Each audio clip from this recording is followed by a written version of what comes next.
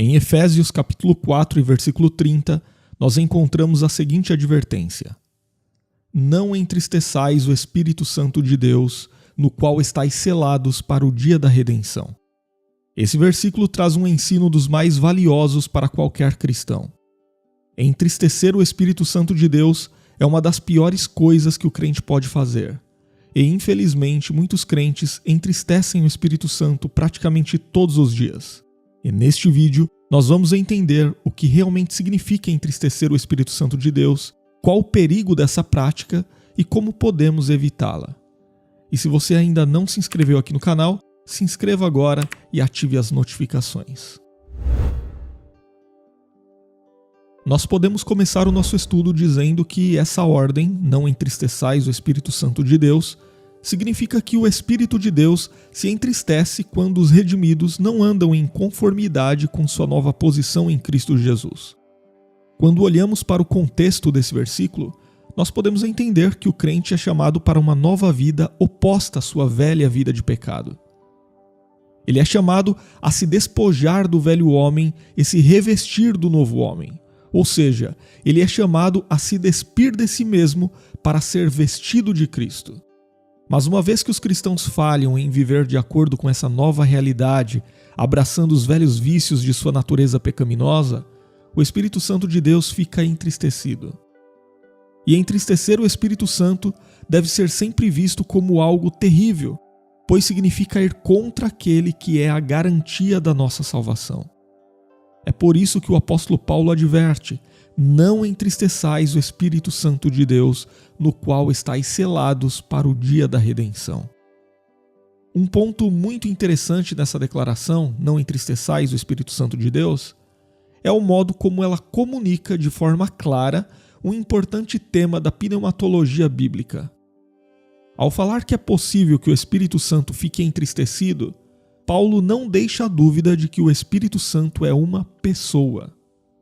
Diferentemente do que ensinam algumas falsas doutrinas, que afirmam que o Espírito Santo é apenas uma energia, um poder ou uma força abstrata, a verdadeira doutrina bíblica aponta para o fato de que o Espírito Santo é mesmo uma pessoa que tem intelecto, vontades, sentimentos e responsabilidades. Não tem como você entristecer uma energia, entristecer uma força abstrata. Além disso, ao afirmar a pessoalidade do Espírito Santo, o apóstolo Paulo não estava trazendo uma ideia nova e desconhecida da Escritura. Na verdade, ao escrever "Não entristeçais o Espírito Santo de Deus", o apóstolo fez uso de uma profecia do profeta Isaías que já no Antigo Testamento mostrava a possibilidade de alguém entristecer o Espírito Santo de Deus. Em Isaías capítulo 63 e versículo 10, nós lemos o seguinte: Mas eles foram rebeldes e contristaram o seu Santo Espírito. Por isso, se lhes tornou em inimigo, e ele mesmo pelejou contra eles.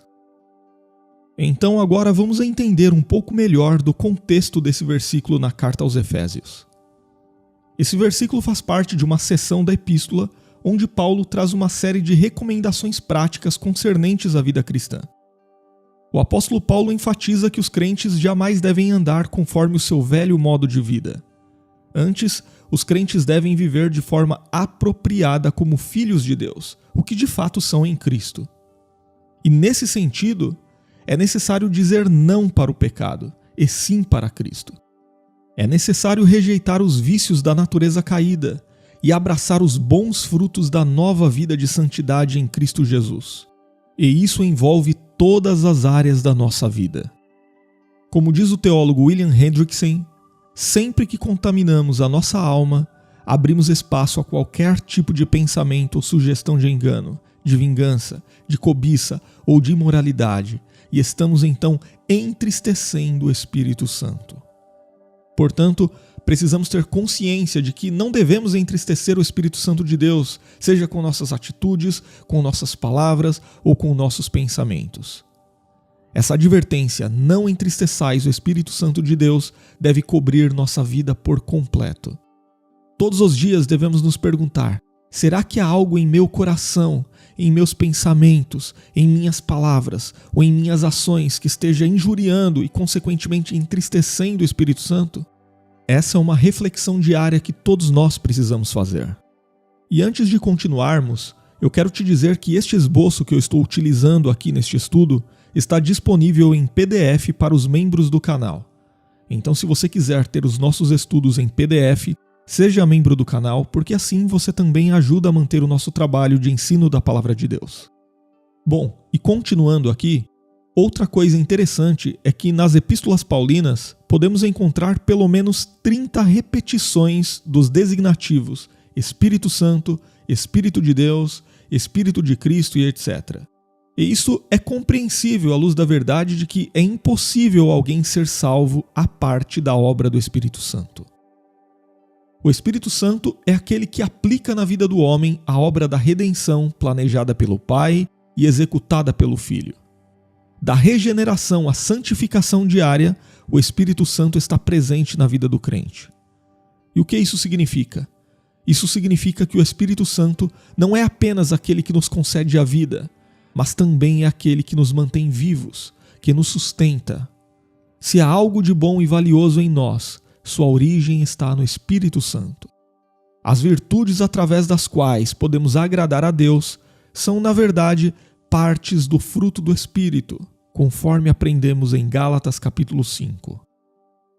E o papel do Espírito Santo em nossas vidas é tão grande, mas tão grande, que podemos afirmar que é nele que experimentamos de forma pessoal o nosso relacionamento com Deus.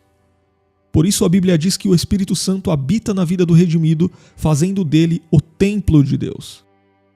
Então pense bem, se o Espírito que habita em nós é santo, obviamente isso implica que também devemos ser santos.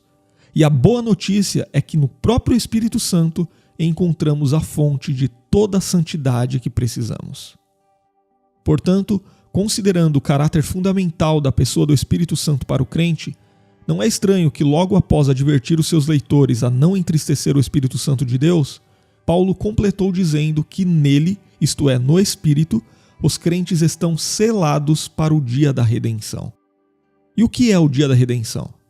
O dia da redenção é o grande dia do retorno de Cristo. É o dia em que todas as coisas serão consumadas para a glória de Deus conforme o seu propósito eterno. O dia da redenção é o dia em que nossos corpos humilhados se levantarão transformados e incorruptíveis à semelhança do corpo glorioso do Cristo ressurreto.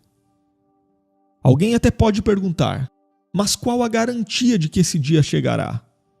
A garantia é o próprio Espírito Santo de Deus.